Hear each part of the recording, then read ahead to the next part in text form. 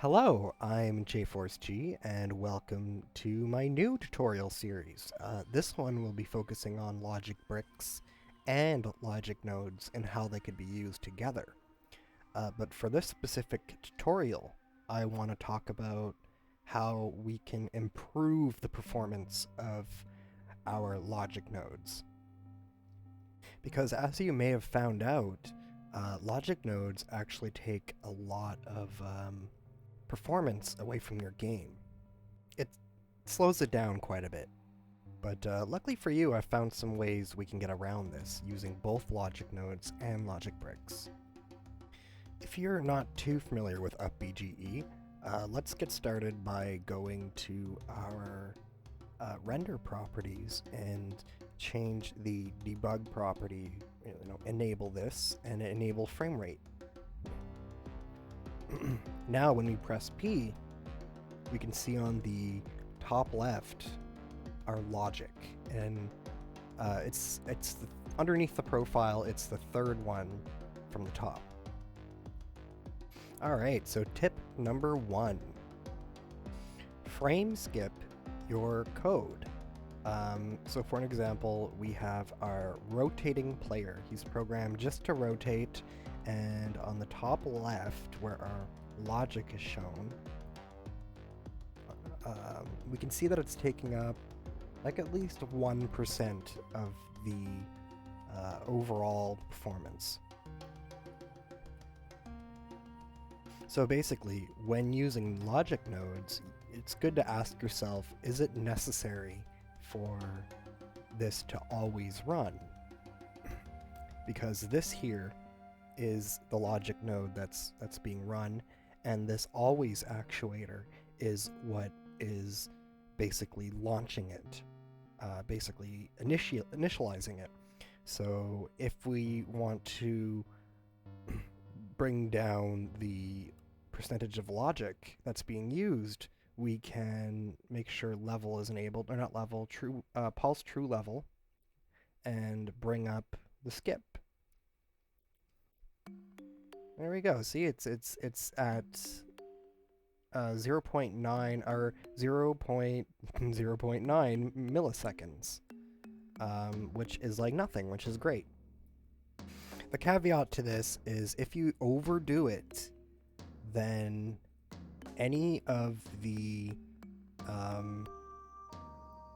transformations you've done will be almost like the frame rate of that specific object will be a little bit off.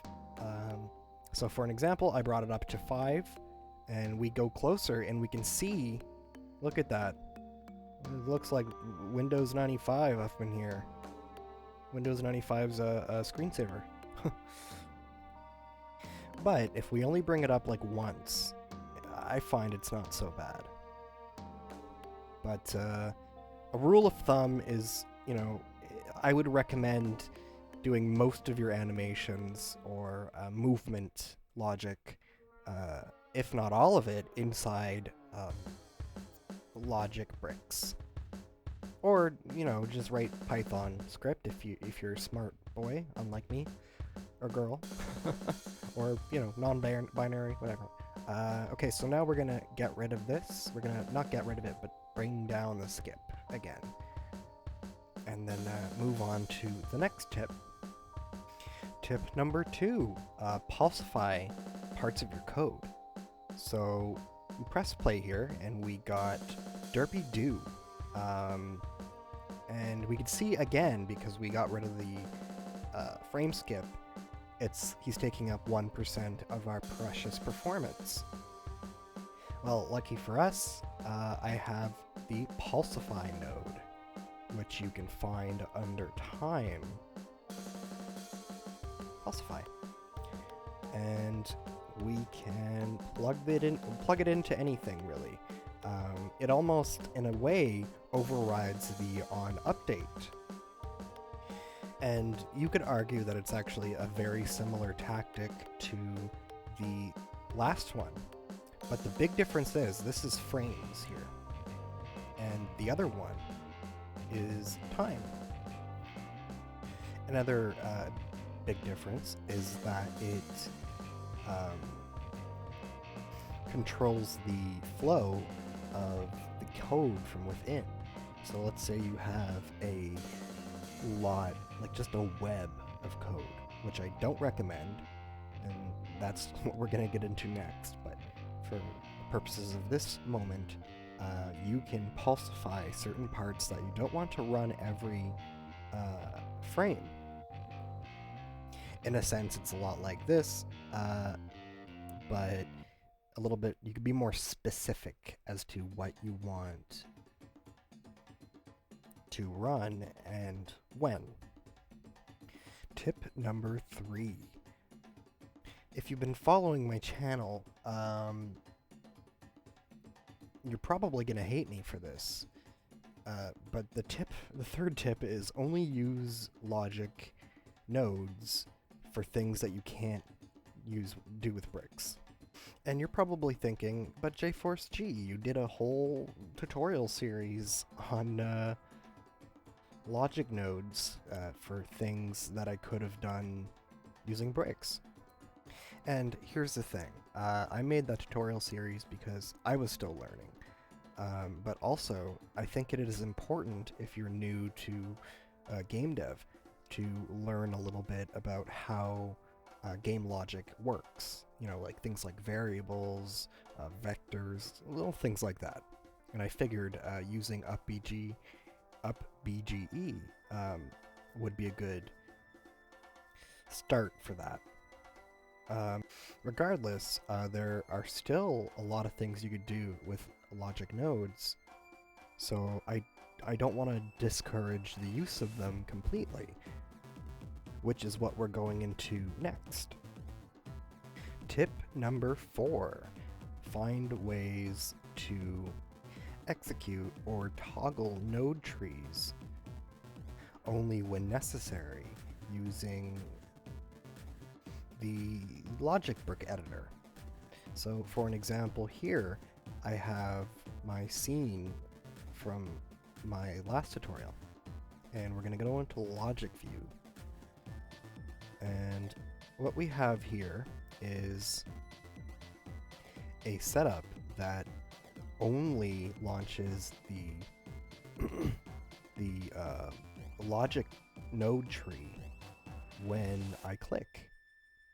So let me just show you that. We're going to go into our logic node editor, and we got our mouse ray.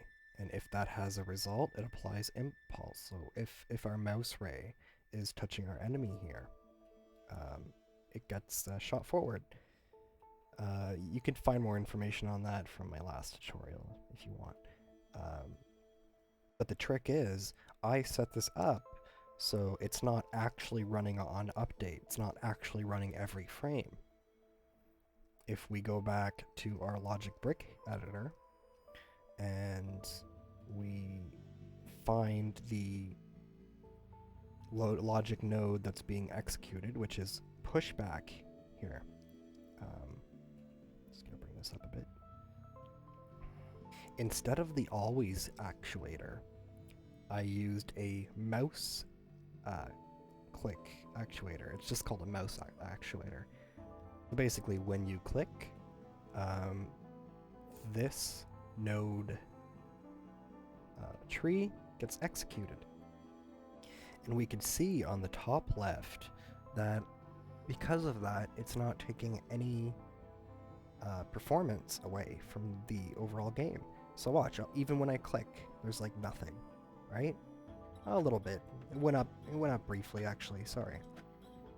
But I think it only does that like once. Yeah, it does that once.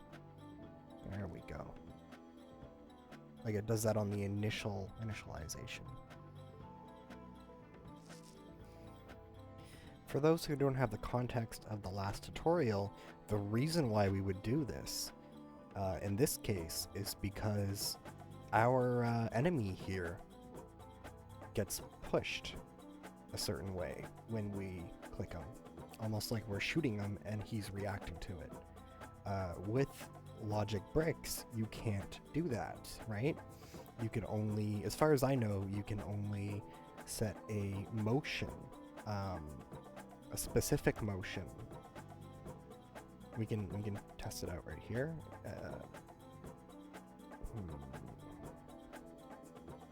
Reference. Oh, yeah. You know what? I'm not too sure. Maybe there's a way to do it. If there is, I don't know. But that was my reasoning behind it. Just for funsies, we're gonna go into the logic node editor and multiply this. Multiply. No. Math. There we go. Oh. Multiply by 3 and plug that mofo into the direction. Aha. There we go. So yeah, that was my 4 performance tips on how we could use logic nodes and logic bricks together. I have one more trick up my sleeve for the next video. It involves manipulating a logic bricks with logic nodes. It's more of an idea, and I'm not sure how one can use it and gain utility from it, but I'm sure there must be. But anyway, you have a good one and enjoy your night, or day, or morning, or realm, wherever you are.